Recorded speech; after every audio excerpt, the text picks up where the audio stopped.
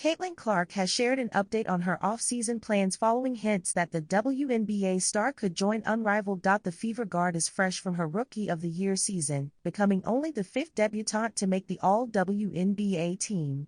It has been a hectic couple of years for Clark, who was almost immediately drafted to Indiana at the end of her record-breaking college career with the Iowa Hawkeyes, despite backlash from experts and fans. Clark, 22, insisted she would take time away from the basketball court and recently competed in the Annika Pro-Am golf tournament. While there has been plenty of speculation that she could join the inaugural Unrivaled 3v3 basketball league, Clark made a different announcement on Tuesday.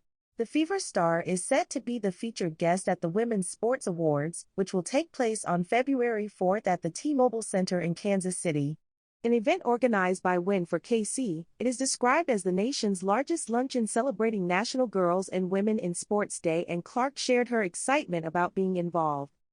Sports have played a pivotal role in my life, helping develop critical skills like teamwork, resiliency, and confidence that serve me on and off the court, Clark said. Win4KC are incredible champions for creating opportunity for girls and women through sports, and I'm excited to join them to celebrate those that are making an impact. It may not be the unrivaled news many fans have hoped for, but the wait is almost over. The team selection will occur from 11 to 11:22 a.m. on Wednesday, which could be a potential nod to Clark's jersey number. She has reportedly been offered $1 million, substantially more than her $76,535 rookie salary. Having initially said she planned to play golf after the Fever's playoff loss, Clark was asked about possibly joining Unrivaled earlier this month. "We'll see," Clark told Indy Star. "I don't know. Just taking it as it goes, and see if I want to play eventually." The new league was created by WNBA icons Nafisa Collier and Brianna Stewart to keep players competing in the USA during the off-season.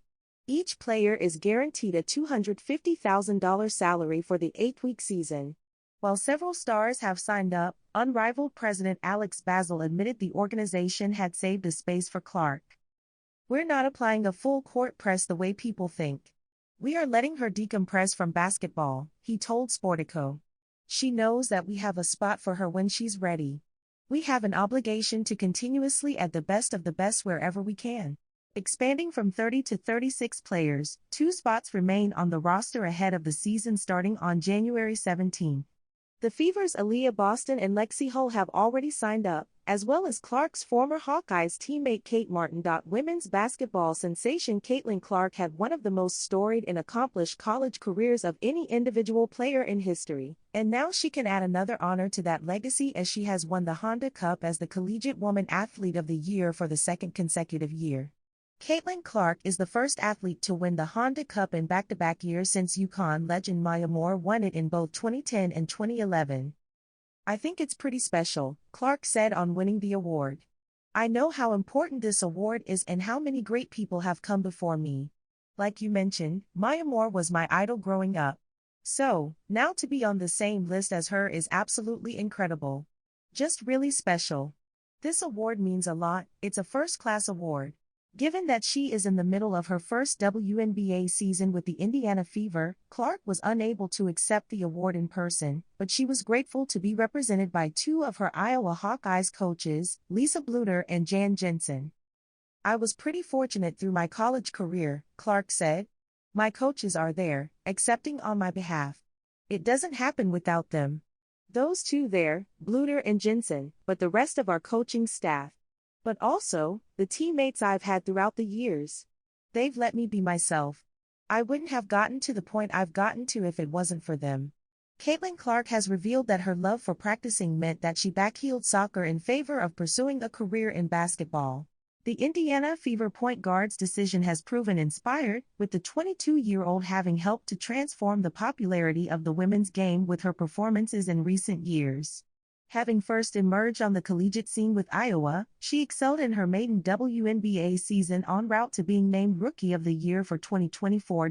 Breaking 11 league records in her first season in Indianapolis, Clark averaged 19.2 points, a league-high 8.4 assists and 5.7 rebounds per game during the regular season.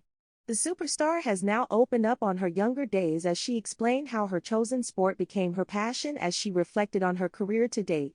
Having also enjoyed playing soccer, softball, golf, and track as a child, she explained during a press conference, "When I got into high school, I knew basketball was my future. I loved it, and I wanted to practice it. I think that was different. I wanted to get better. I wanted to spend time working on my game. That was probably what set that apart from all the other sports I played. Were just fun with my friends. I was really competitive, but I didn't take extra time out of my day to work on my game and be better than everybody else. I think that's what helped me figure out the path I wanted to take." She added, "I had to give up soccer even though I loved it. It was just the will I had to want to get better at it. I love practicing it, and at times, that's not something everybody really likes to do or wants to do or is so passionate about, something they love. That told me I wanted to have a future in basketball." Skip Bayless has praised Indiana Fever starlet Caitlin Clark after she rejected a reported seven-figure sum to join the new Unrivaled 3-on-3 basketball league. The point guard made a major impression during her maiden WNBA campaign as the #1 overall draft pick delivered on her billing in a record-breaking first term as a professional. Averaging 19.2 points, a league-high 8.4 assists and 5.7 rebounds per game during the regular season, her performances earned her the Rookie of the Year prize. After playing back-to-back NCAA and WNBA seasons, the 22-year-old is now enjoying a well-earned break from basketball during the off-season. Clark turned down the opportunity to take part in Unrivaled, despite speculation that she could be lured to join the 36-player roster for the tournament. Now, Bayless has revealed his admiration for the youngster after her decision to compete in Brianna Stewart and Nafisa Collier's competition. After stars including Chelsea Gray, Arika Gumbawale, Jewel Lloyd, Kelsey Plum and Angel Reese signed up, Bayless insisted that Clark had made the right call. He said, "After all the jealousy and resentment she felt last season, all the cheap shots and bullying attempts, she made a late-season run at MVP. She's the reason WNBA popularity exploded last season. She doesn't need 3-on-3. Previously, Unrivaled president Alex Basil acknowledged that the new 3-on-3 league would always have a space reserved for Clark to take part in the future. He told Sportico, "We're always going to have a roster spot for Caitlin Clark.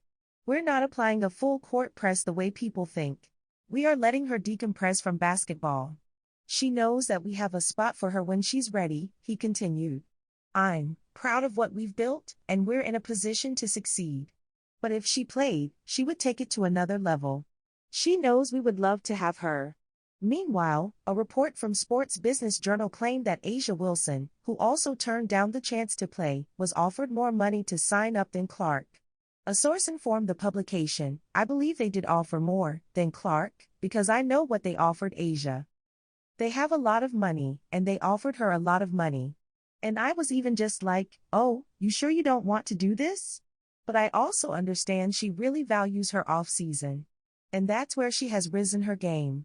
If you haven't noticed, she's come back with adding something in her game every season. And that's where it happens is in the off-season." Wilson said of her decision to reject the approach, "I will not be in Unrivaled this year. I love what it's doing for my teammates and everyone. It's creating another avenue for players to play and stay in America. But I will not be doing that. I will be chilling." The 2024 WNBA Rookie of the Year will sit down with longtime Late Show host David Letterman on Monday, December 2nd at Ball State University in Muncie, Indiana, about an hour northeast of Indianapolis, for the latest installment of Letterman's distinguished professional lecture and workshop series. The series was established by the university in 2008 and has featured high-profile guests like Oprah Winfrey, MSNBC's Rachel Maddow, ESPN sideline reporter Holly Rowe and filmmaker Spike Jonze, among others. Letterman is an Indianapolis native and Ball State alum and was known as a huge Indianapolis sports fan during his time on television. He's particularly enamored with former Colts quarterback Peyton Manning. Clark, the #1 pick in the 2024 WNBA draft, rewrote the WNBA rookie record book last season after a record-setting career at Iowa, where she led the Hawkeyes to back-to-back Final Fours and national championship game appearances. At just 22, she is one of the most popular athletes in America. Her presence in the WNBA this year helped the league set numerous viewership and attendance records. Tickets to the event, which are free, will be available starting this Saturday, November 16, with a priority given first to Ball State students.